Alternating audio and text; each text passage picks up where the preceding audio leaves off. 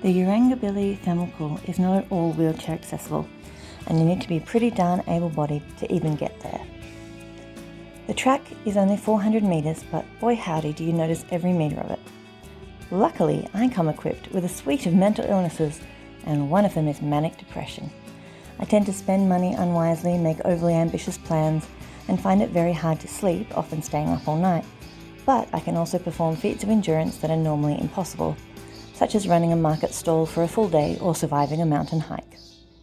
After a manic episode, I will have a corresponding depressive episode when I feel like all life is pointless misery. If you're looking for me later this week, I'll be in bed. But I did it. This is Yarrongabilly Thermal Pool. The track is steep enough that even on the way down it's hard work, and I felt my knee twinging ominously. It helps that you get glimpses of the pool through the trees. Can you point at the pool for me? I had seen the steps to the change room in other videos, so I wore my swimmers underneath my clothes both ways.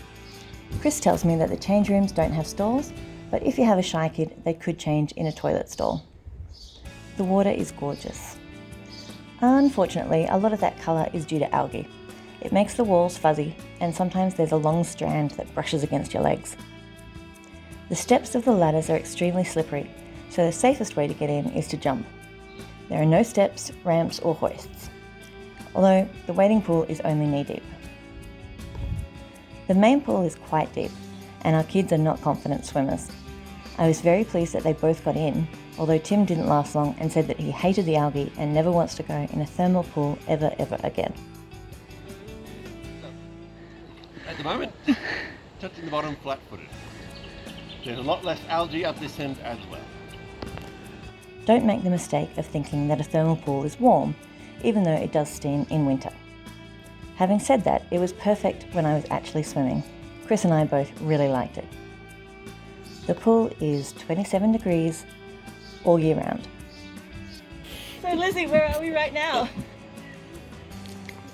You can't remember because you're too cold? Cool. We're in the Yarrongabilly Thermal Pool, which is 27 degrees, which you'll notice is less than human body temperature. Only a little bit. It's still nice. We're having a great time. So cold! The water bubbles up through the rocks, and it's heated far underground. The waterfall between the main pool and the wading pool, which then feeds into the nearby river, shows the sheer volume of water coming through this pool every moment. I knew it would be a physically hard day, so we packed a lot. Warm clothes, especially hoods and beanies, 2 towels each for the kids and I, and sneakers for the hike, with fresh socks for after swimming, as well as thongs for walking around the pool. With fibromyalgia, most forms of exercise are a risk. I can put my back out turning over in bed or brushing my hair, so this was a gamble. I was sore and hobbling for several days, but it was post-exercise pain rather than injury pain, which at least has novelty value. The path is gravelly and rocky, but wide enough and regular enough that if it was flat, it would be an easy walk. I'm not at the top yet. I love this place because they don't interfere with the wildlife too much. So you get to see plenty of wildlife and signs of wildlife. If you're as fascinated as I am with geological phenomena and you love a good swim, the thermal pool is worth the pain.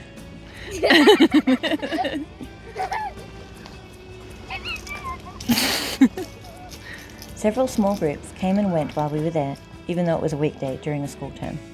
There are no issues whatsoever for people who are hard of hearing or have low vision.